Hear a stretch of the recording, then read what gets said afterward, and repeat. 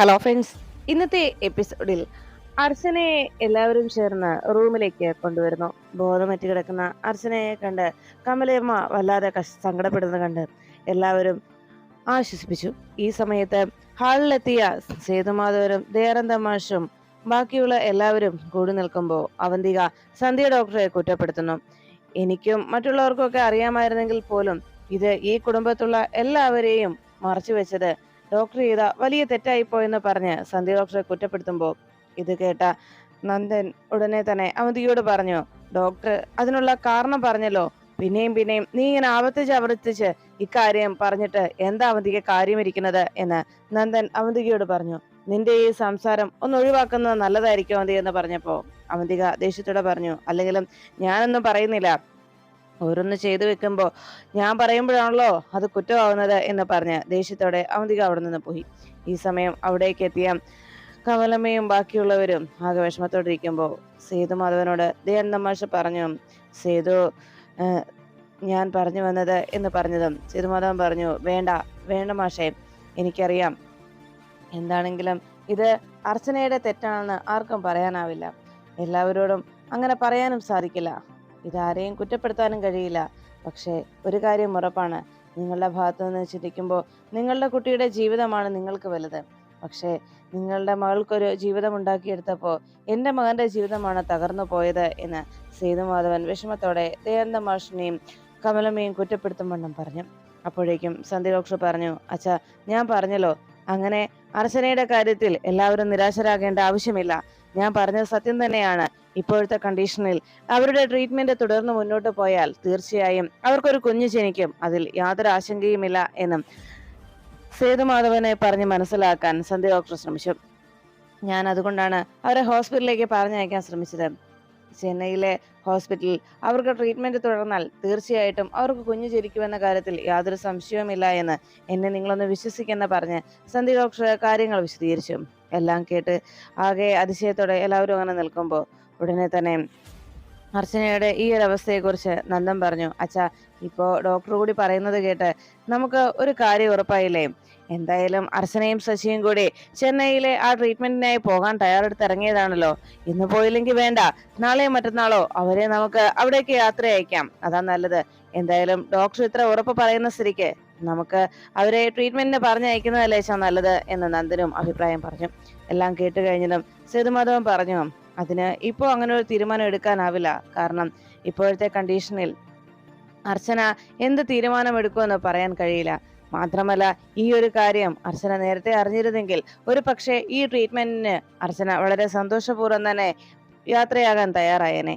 എന്നാൽ ഇപ്പോഴത്തെ സാഹചര്യത്തിൽ അർച്ചന ഈ ഒരു ട്രീറ്റ്മെന്റിനെ ഏത് രീതിയിൽ കാണുമെന്ന് പറയാനാവില്ല. അത് മാത്രമല്ല, ട്രീറ്റ്മെന്റ് കൊണ്ട് ഗുണമുണ്ടെങ്കിൽ പോലും അവരുടെ മാനസികാവസ്ഥ കൂടി അതിനോട് ചേർന്ന് പോയാൽ മാത്രമേ അതിന് ഫലമുണ്ടാവുകയുള്ളൂ.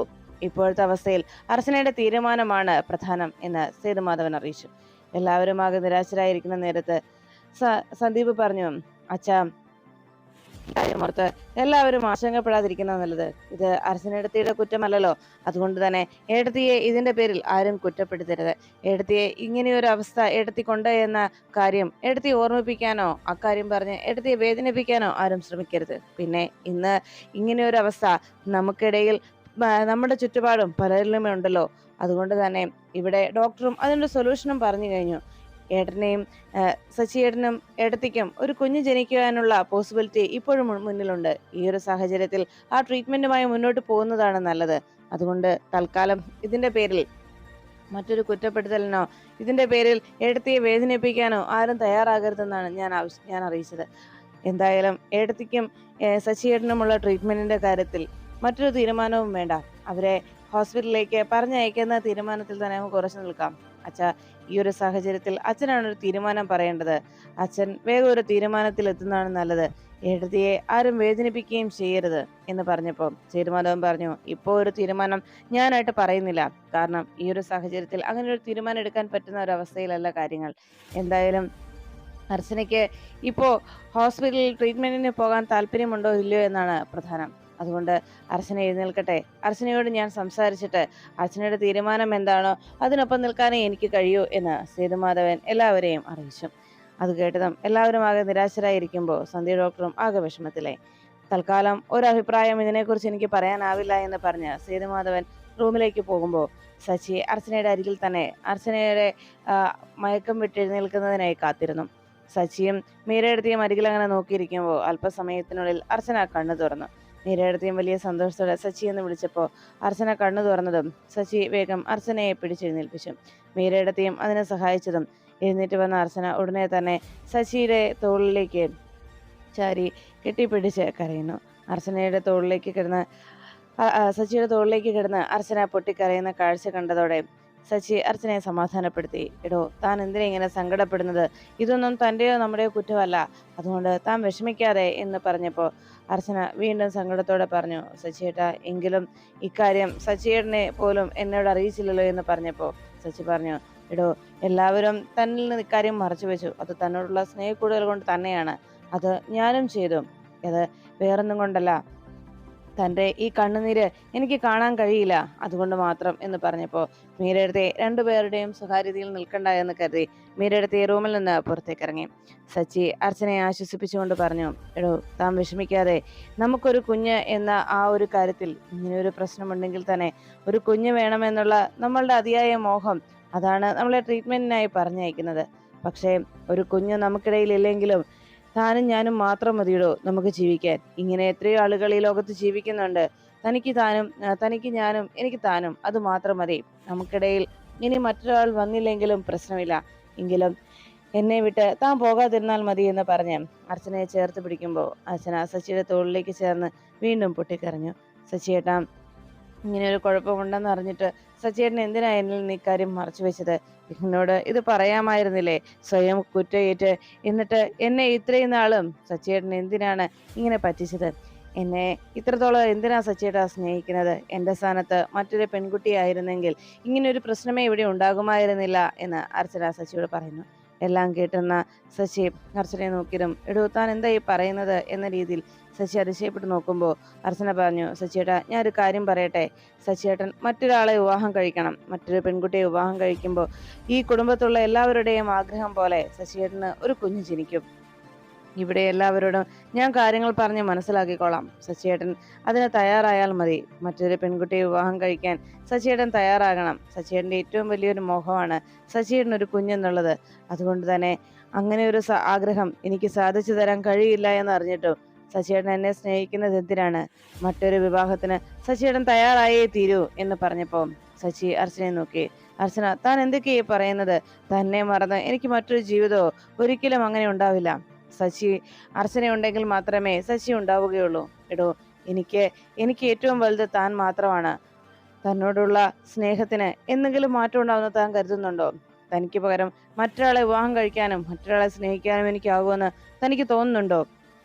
വിവാഹം കഴിച്ച് തന്നെ ഇവിടേക്ക് കൂട്ടിക്കൊണ്ടുവന്ന നാൾ മുതൽ തന്നിൽ നിന്ന് ഞാൻ ഒന്നും മറച്ചു വെച്ചിട്ടില്ല. എന്നാൽ ഇത്രയും വലിയൊരു കാര്യം അത് ഞാൻ തൻ്റെ അരികിൽ നിന്ന് മറച്ചുവെങ്കിൽ അതിന് കാരണം തൻ്റെ ഈ കണ്ണുനീര്, ഈ സങ്കടം അതെനിക്ക് കണ്ടു നിൽക്കാനാകാത്തത് കൊണ്ടാണ്.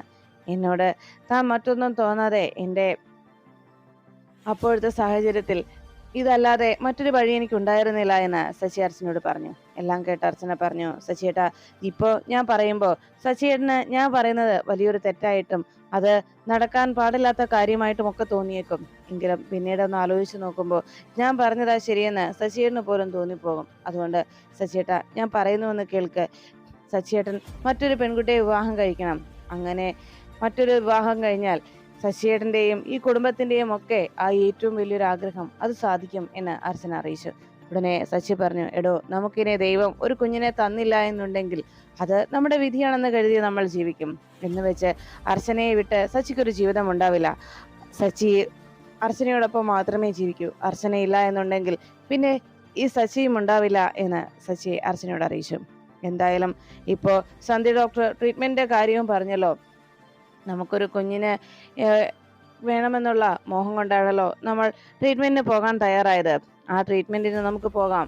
അങ്ങനെയാണെങ്കിലും നമുക്ക് കുഞ്ഞിനെ കിട്ടുമല്ലോ എന്ന് പറഞ്ഞപ്പോൾ അർച്ചന പറഞ്ഞു, ഇല്ല സച്ചിയേട്ടാ, ഇന്ന് രാവിലെ വരെ എത്ര പ്രതീക്ഷയോടെയാണ് ഞാൻ യാത്രയ്ക്കായി പുറപ്പെട്ടത്. പക്ഷേ എൻ്റെ മനസ്സിൻ്റെ ആ പ്രതീക്ഷകളെല്ലാം നശിച്ചു. ഇനി അങ്ങനെ ഒരു യാത്രയ്ക്ക് പോകാൻ ഞാനിപ്പോൾ തയ്യാറല്ല എന്ന് അർച്ചന സച്ചിയോട് അറിയിച്ചു. സച്ചി പറഞ്ഞു, എടോ, ഇനി കുഞ്ഞിന്റെ കാര്യം പറഞ്ഞ് തന്നെ ആരും വേദനിപ്പിക്കില്ല.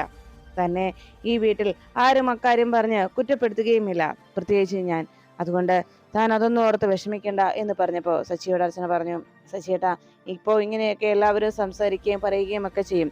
എന്നാൽ പിന്നീട് എല്ലാവരും ആലോചിക്കുമ്പോൾ ഞാൻ വലിയൊരു തെറ്റായിരുന്നുവെന്നും അങ്ങനെ വേണ്ടിയിരുന്നില്ല എന്നുമൊക്കെ സ്വയം എല്ലാവർക്കും തോന്നിപ്പോകും. അങ്ങനെ ഒരു സാഹചര്യത്തിലേക്കാണ് നമ്മൾ പോയിക്കൊണ്ടിരിക്കുന്നത്. അതുകൊണ്ട് ഞാൻ പറയുന്നത് സച്ചിയേട്ടൻ കേൾക്കണം. സച്ചിയേട്ടൻ മറ്റൊരു വിവാഹത്തിന് തയ്യാറാകണമെന്ന് പറഞ്ഞപ്പോൾ സച്ചി പറഞ്ഞു, അർച്ചന, ഞാൻ പറഞ്ഞു, ഇനി ഇങ്ങനെയൊരു കാര്യം താൻ പറയരുത്. തൻ്റെ കൂടെ അല്ലാതെ ഈ സച്ചിക്ക് വേറൊരു ജീവിതമില്ല എന്ന് പറഞ്ഞ് എന്തായാലും താൻ റെസ്റ്റ് എടുത്തോളൂ എന്ന് പറഞ്ഞ് അർച്ചനയുടെ അരികിൽ നിന്ന് സച്ചി റൂമിൽ നിന്നിറങ്ങുന്നു. സച്ചി താഴേക്ക് ഇറങ്ങി വരുമ്പോൾ ഹാളിലിരുന്ന അനൂപും കമലർത്തിയും ദയാനന്ദ മാഷും ഒക്കെ സച്ചിയുടെ അരികിലേക്ക് ചെന്നു. ഉടനെ, എന്താ അച്ചു എഴുന്നേറ്റോ സച്ചി എന്ന് ചോദിച്ചതും അർച്ചന എഴുന്നേറ്റുവെന്ന് സച്ചിയോട് കമലെടുത്ത് ചോദിച്ചത് കേട്ട് തല കുലുക്കിയ സച്ചിയെ ഉടനെ തന്നെ അനൂപ് പറഞ്ഞു, എന്തായാലും കാര്യങ്ങളൊക്കെ ഇത്ര ആയ സ്ഥിതിക്ക് ട്രീറ്റ്മെന്റിന്റെ കാര്യത്തിന് പോകാമെന്നല്ലേ തീരുമാനിച്ചത്. അതിന് നിങ്ങൾ പോകുന്നത് തന്നെയാണ് നല്ലത്. അതുകൊണ്ട് പ്രയോജനമുണ്ടെന്നാണല്ലോ സന്ധി ഡോക്ടർ പറഞ്ഞതും. അതുകൊണ്ട് അതിന് തന്നെ നിങ്ങൾ മുന്നോട്ട് പോകാം, അതാണ് എൻ്റെ അഭിപ്രായം എന്ന് അനൂപേട്ടൻ പറഞ്ഞപ്പോൾ ദയാനന്ദ മാഷ് പറഞ്ഞു, സച്ചി, ഈ ഒരു കാര്യത്തിൽ മറ്റാരെയും കുറ്റപ്പെടുത്താൻ ഞങ്ങൾക്കാവില്ല. അതുകൊണ്ട് തന്നെ ഇതിൽ കുറ്റവാളികൾ ഞാനും എൻ്റെ ഭാര്യയും തന്നെയാണ്. എന്തായാലും ഒരു തീരുമാനം ഉടനെ തന്നെ ഇക്കാര്യത്തിൽ എടുക്കേണ്ടി വരും.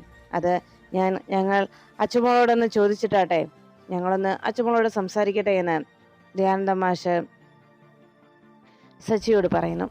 അത് കേട്ടതും സച്ചിയും അനൂപേട്ടനും വല്ലാത്ത ആശങ്കയോടെ ഇരുവരെ നോക്കുമ്പോൾ ദയാനന്ദ മാഷ് കമലെടുത്തി വിളിച്ചിട്ട് പറഞ്ഞു, കമലെ, വാ, നമുക്ക് മോളെ ഒന്ന് കാണാം. അങ്ങനെ രണ്ടുപേരും കൂടി അർച്ചനയെ കാണുവാനായി മുകളിലേക്ക് ചെല്ലുന്നു.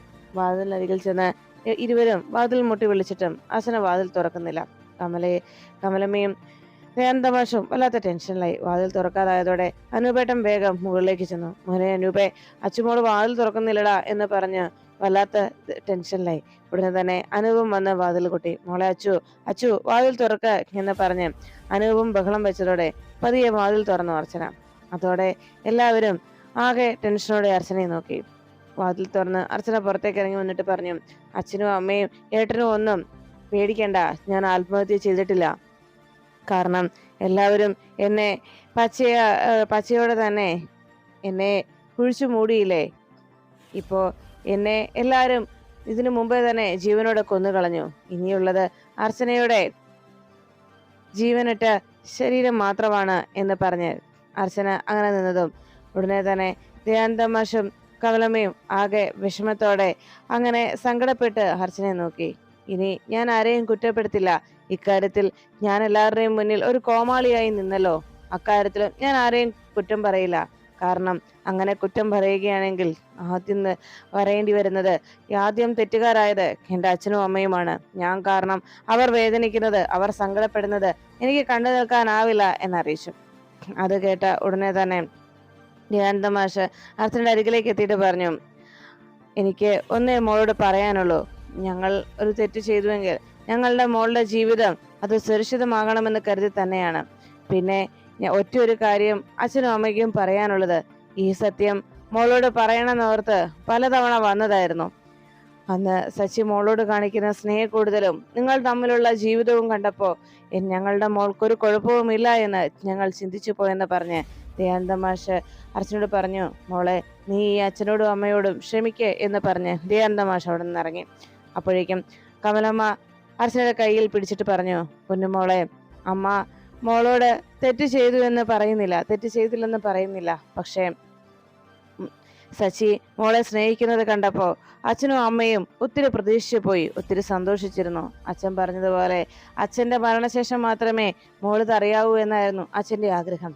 എന്നാൽ മോൾ ഇക്കാര്യം അറിഞ്ഞതുകൊണ്ട് മോള് ഞങ്ങളെ ശപിച്ചേക്കുമെന്ന് എനിക്കറിയാം. എന്തായാലും മക്കളുടെ ശാപം ഒരിക്കലും അച്ഛനമ്മമാർ കേൾക്കില്ല എന്നാണ് പറഞ്ഞു കേട്ടിട്ടുള്ളത്. എങ്കിലും എൻ്റെ മോളെ, ഇനി അഥവാ അങ്ങനെ ഉണ്ടെങ്കിൽ തന്നെ മോള് ഞങ്ങളെ ശപിക്കല്ലേ എന്ന് പറഞ്ഞ് കമലമ്മ അർച്ചനയോട് കരഞ്ഞ് സംസാരിക്കുമ്പോൾ ആ വാക്കുകൾ കേട്ട അർച്ചന പൊട്ടിക്കരഞ്ഞു. അവിടുന്ന് കമലമ്മ പോയി കഴിയുമ്പോഴേക്കും അനൂപ് അരികിലേക്ക് എത്തിയിട്ട് പറഞ്ഞു, മോളെ അച്ചു, ഇക്കാര്യമൊന്നും ഏട്ടൻ അറിയത്തില്ലായിരുന്നോ? ഇക്കാര്യം അഥവാ ഏട്ടൻ അറിഞ്ഞിരുന്നെങ്കിൽ തന്നെ അച്ഛന്റെയും അമ്മയുടെയും കൂടെ തന്നെ ഏട്ടന് നിൽക്കുമായിരുന്നുള്ളൂ. കാരണം മറ്റെന്തിനേക്കാളും വലുത് എനിക്കും അച്ഛനെ പോലെയും അമ്മയെ പോലെയും നിന്റെ സന്തോഷമാണ് മോളെ ഞങ്ങൾക്ക് പ്രധാനം എന്ന് അനൂപ് അർച്ചനയോട് പറഞ്ഞ് മോളുടെ കണ്ണുനീര് തുടച്ചിട്ട് അനൂപും അവിടെ നിന്നിറങ്ങി. അർച്ചന ആകെ പൊട്ടിക്കരഞ്ഞുകൊണ്ട് അങ്ങനെ അവിടെ നിൽക്കുമ്പോൾ തൻ്റെ ജീവിതത്തിൽ ഇനി എന്ത് തീരുമാനമാണ് താൻ എടുക്കേണ്ടത് എന്നറിയാതെ ആകെ പകച്ചു നിൽക്കുകയാണ് അർച്ചന.